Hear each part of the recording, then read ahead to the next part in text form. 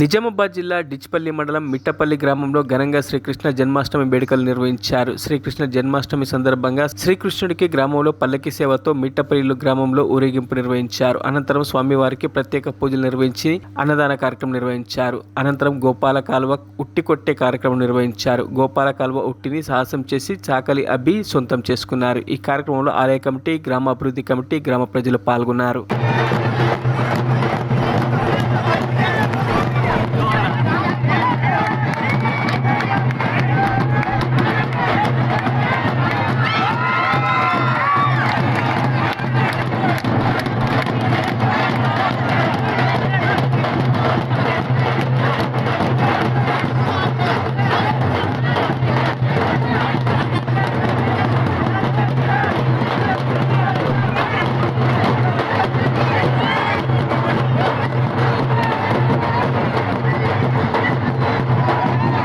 మరిన్ని అప్డేట్స్ కోసం మా ఛానల్ని సబ్స్క్రైబ్ చేయండి.